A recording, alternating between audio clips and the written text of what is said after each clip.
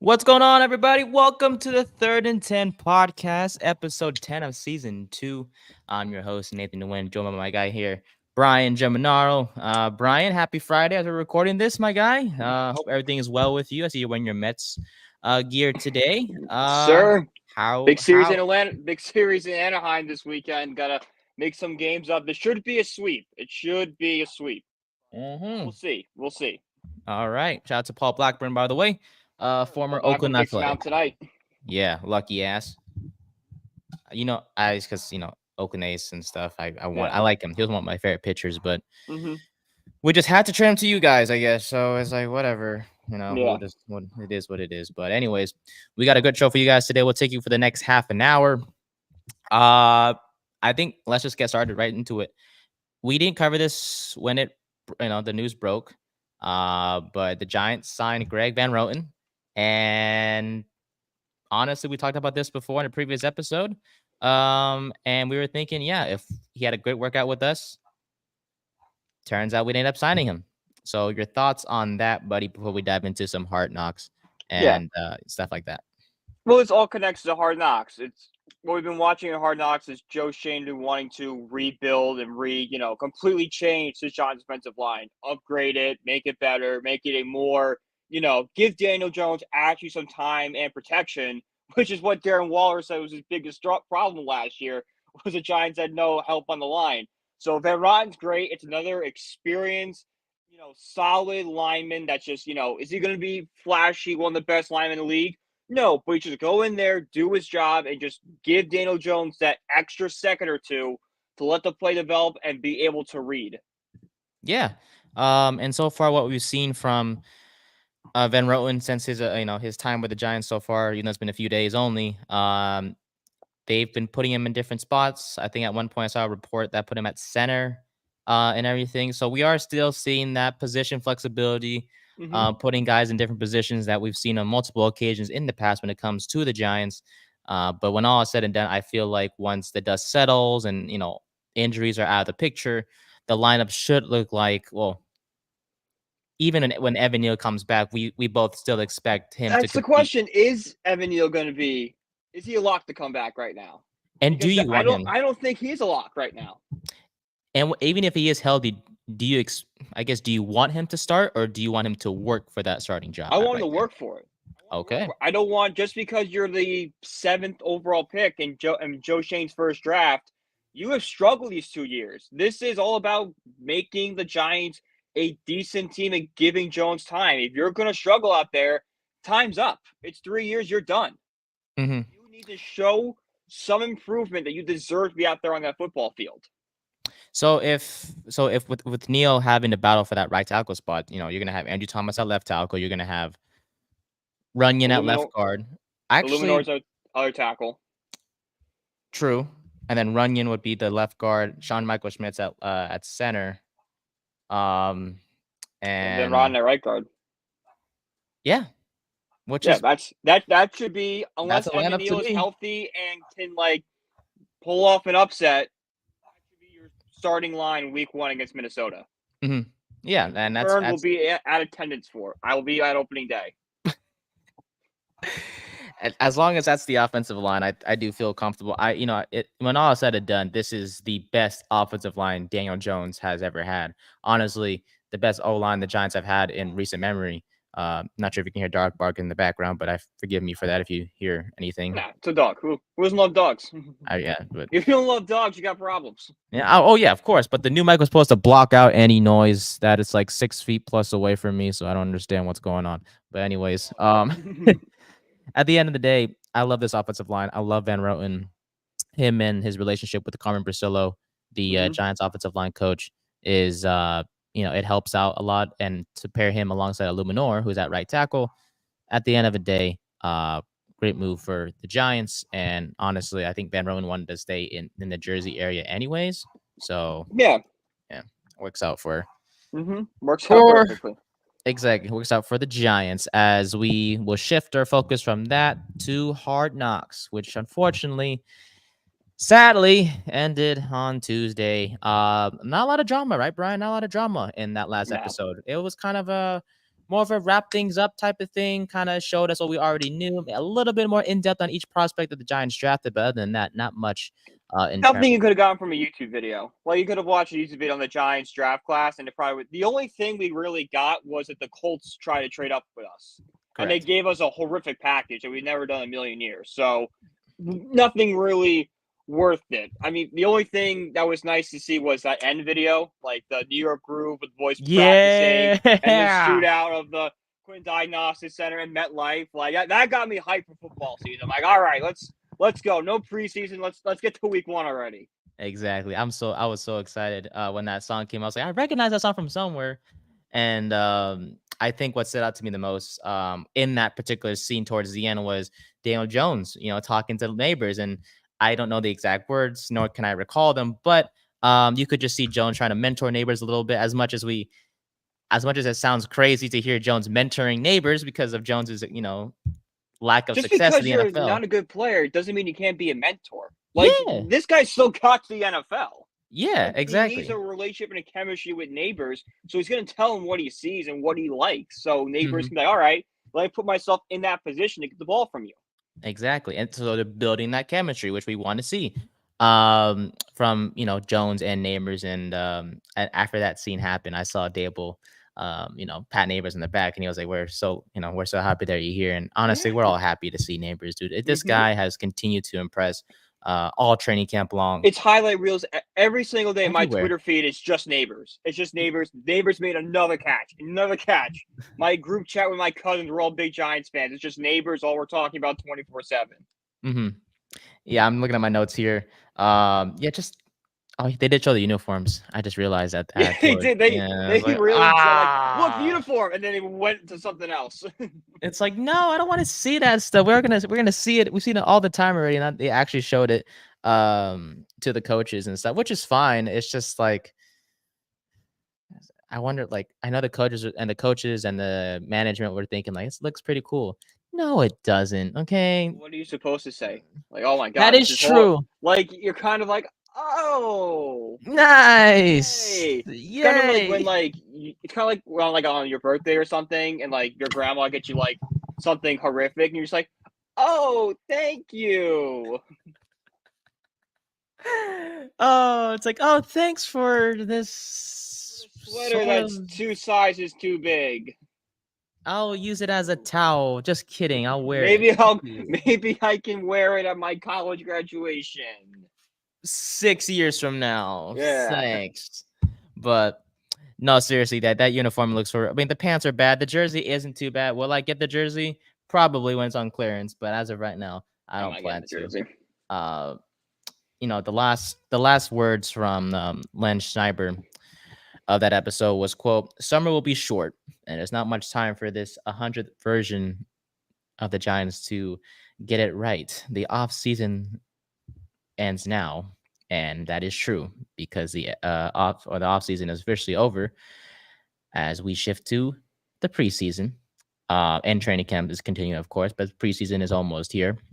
We're already here because yesterday the Chicago Bears and the Houston Texans kicked off the 2024 NFL preseason and the Hall of Fame game, and it was pretty cool. The kickoff is weird. I don't like it.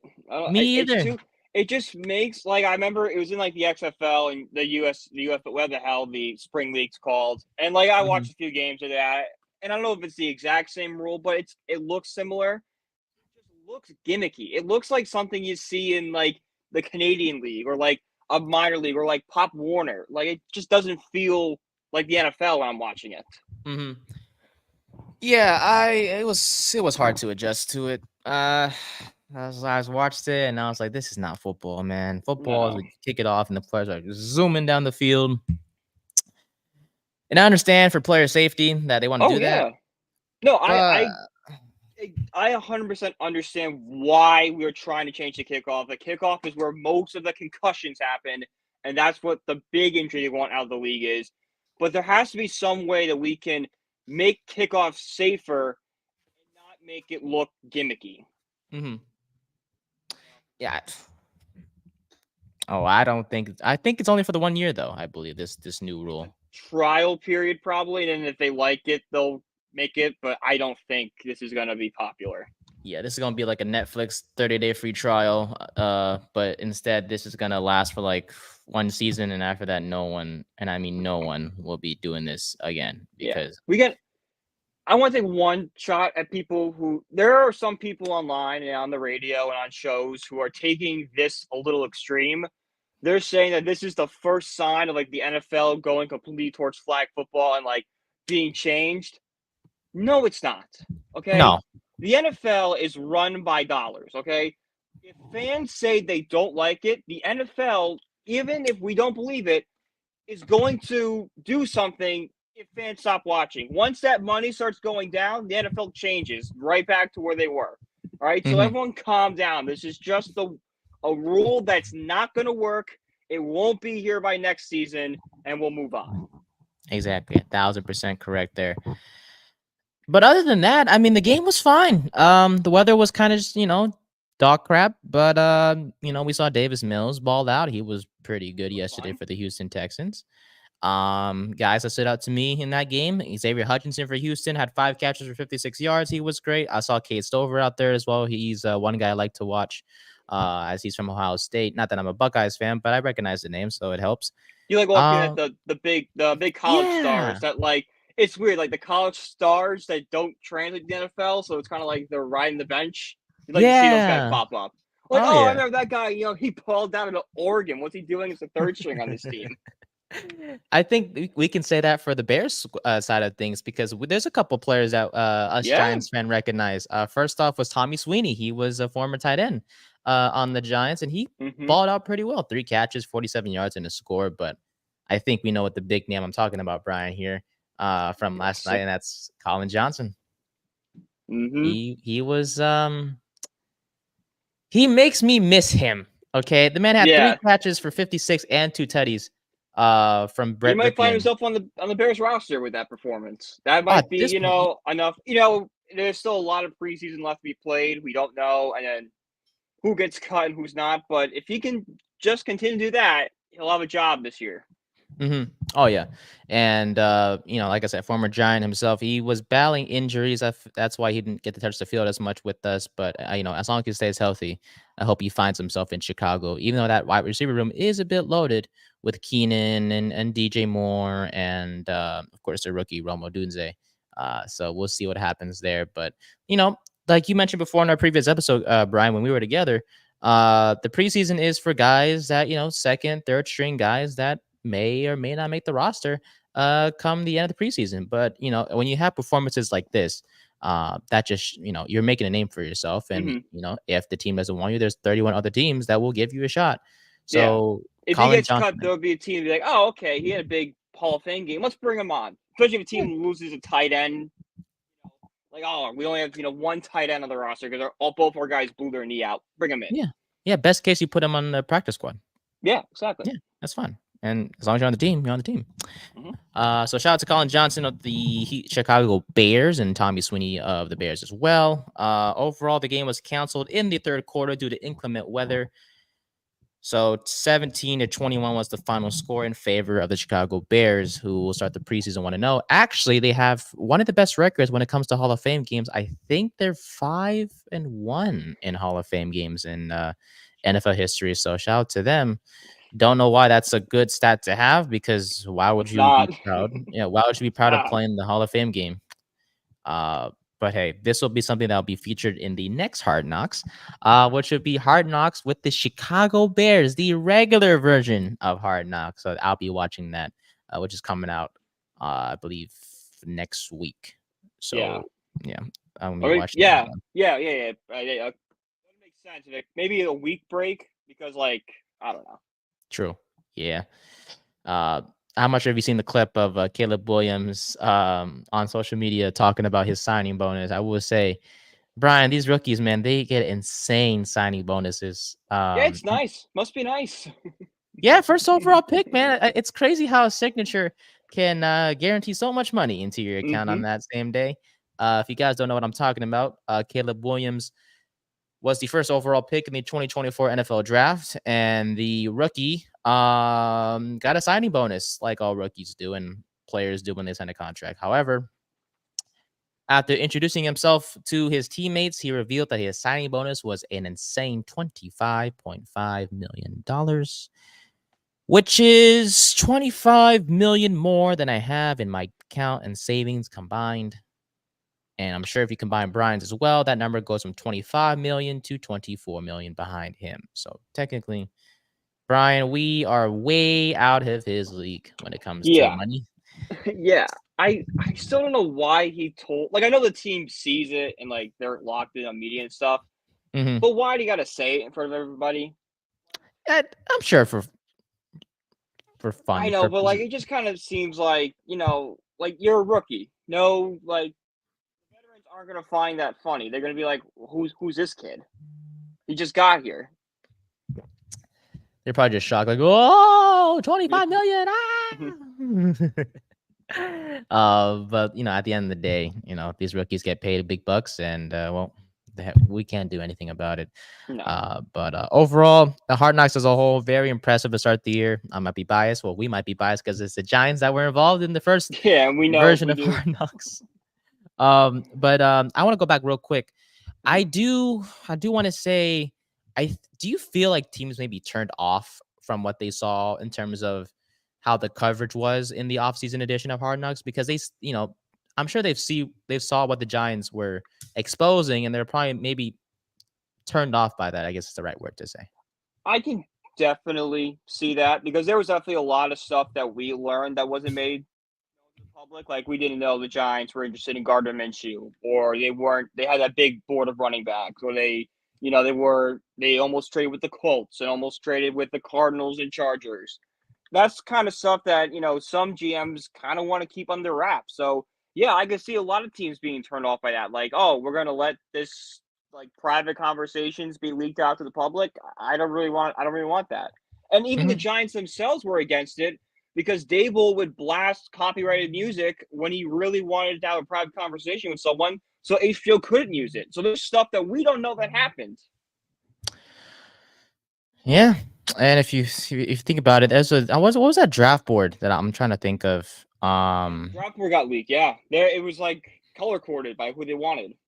Yeah, that was yeah. All I'm gonna say is who, because each color represented something on that board. So it was like this blue meant blue chip prospect, red was bad, purple Yeah, was character issues. And if you think about that, not just teams see that too, but players are like they watch agents. yeah, and they're like, oh, they think this player was a medical concern. Oh, if they want to make a deal with this, we're not going to do so because they thought he was an injury concern. So like teams are probably thinking like, we don't want that information exposed. We want to keep that in house. And sure, Hmm. the image was kind of blurry from when we saw it on TV, Yeah, but it's not that hard to make a picture clear and see like who was who or who was in what group per se.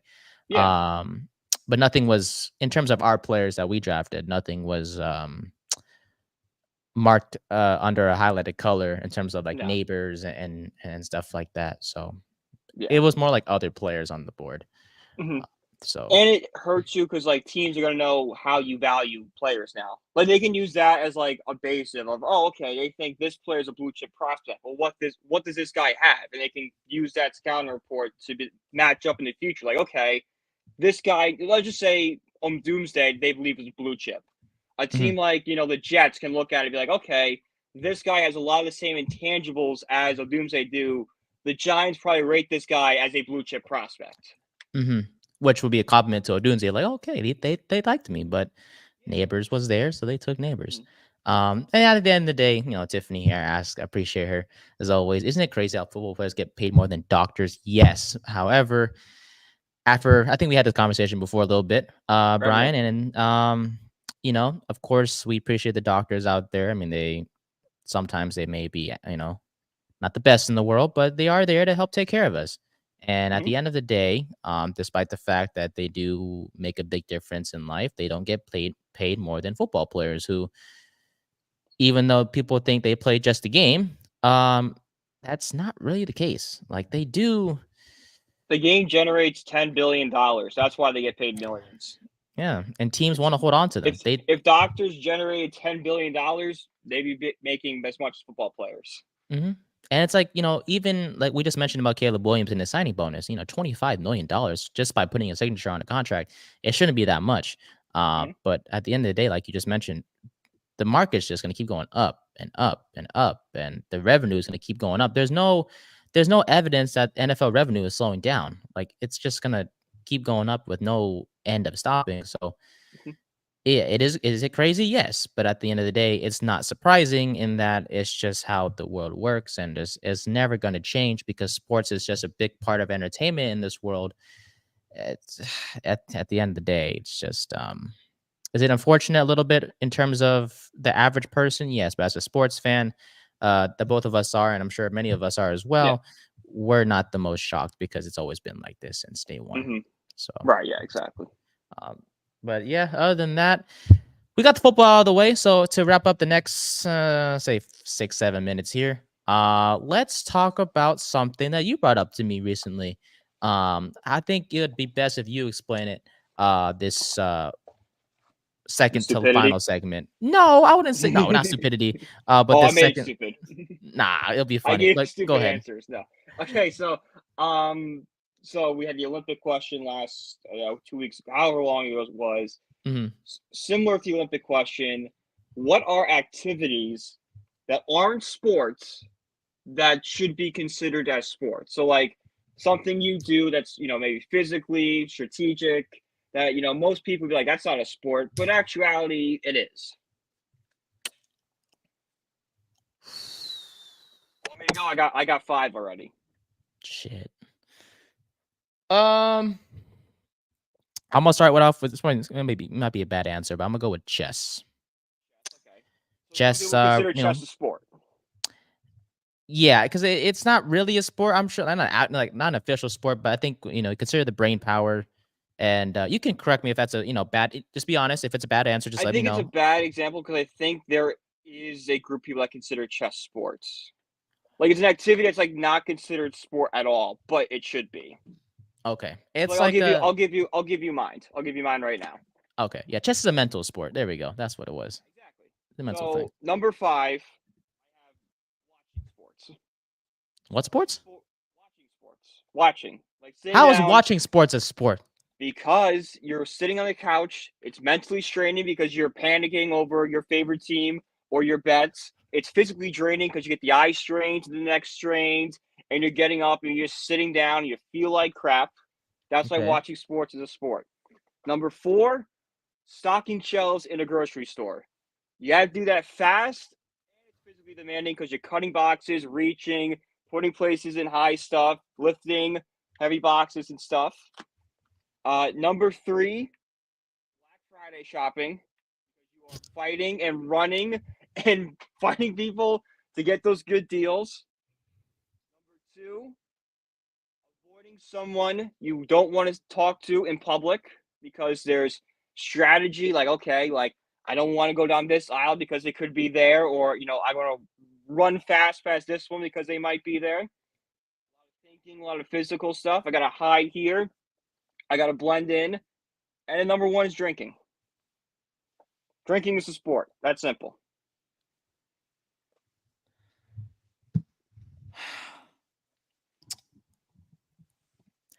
You know, I told you it was stupid.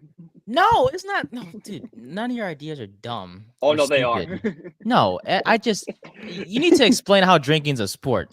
Oh, drinking's a sport. How? Because you put yourself through so much physical stuff when you're drinking that it's just like an athlete putting themselves through physical training.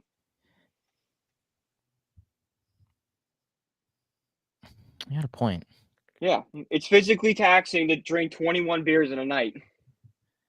Have you done that? Yes. 21. Oh yeah. You, you wild boy.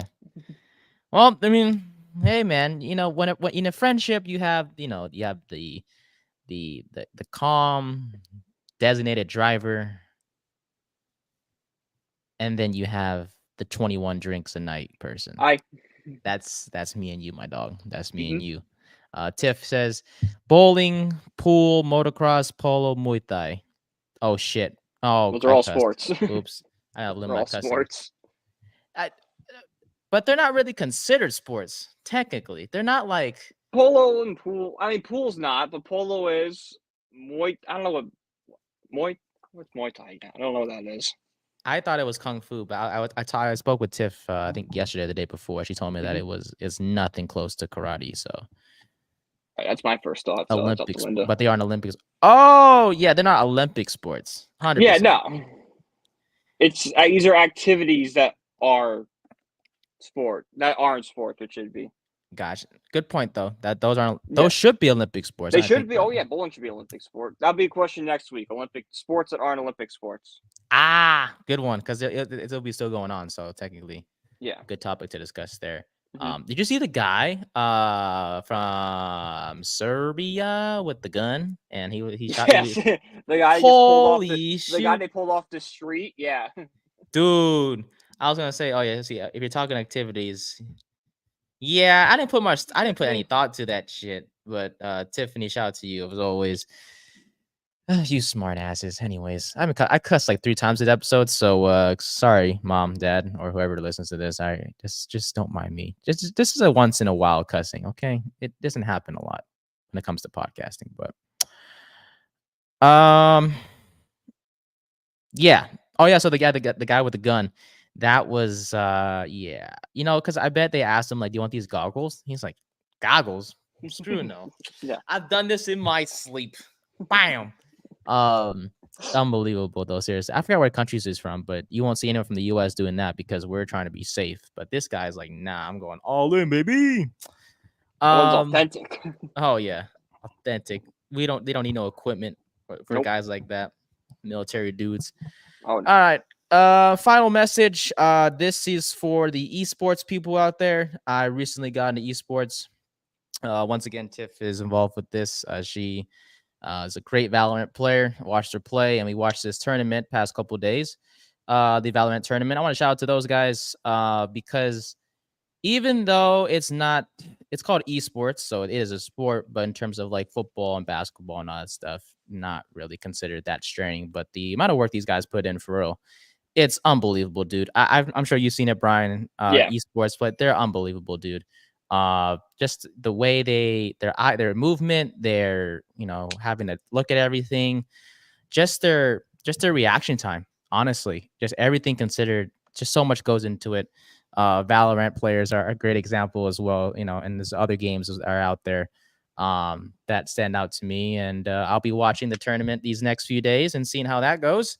But shout out to those guys, man. A lot of work put in behind the scenes. Is not just the game. And I wish I could say the same for myself, being an e-gamer.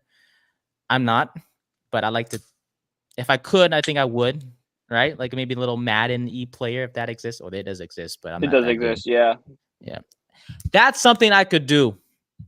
I could compete in the Madden tournaments. I would whoop someone's, maybe. I don't know. But anyways, shout out to them, man. I appreciate them for their dedication to the game and entertaining us fans. Some of us don't like it, but most of us do, including myself. I've grown to love it, and I appreciate those guys for putting in the work. And yeah, those guys are athletes too, believe it or not. Yeah. Alrighty, that will do it for this sort of short episode. We'll be back with you guys next week to discuss more football because the Giants have their first preseason game next week against the Detroit Lions, who are coming to Jersey for a joint practice. And yeah, I think other than that, do we have anything else to discuss, my man? Nope, that's pretty much it. No, Alrighty. I don't think so. Well, without further ado, guys, thank you for listening and watching to the 3rd and 10 podcast. We'll see you guys next week. And yeah, enjoy this one and be on the lookout for the another new episode coming out this weekend featuring one of our special guests, which will be a weekly segment. You guys will find out what that is when it is released. So we'll see you guys in the next one. Thank you very much.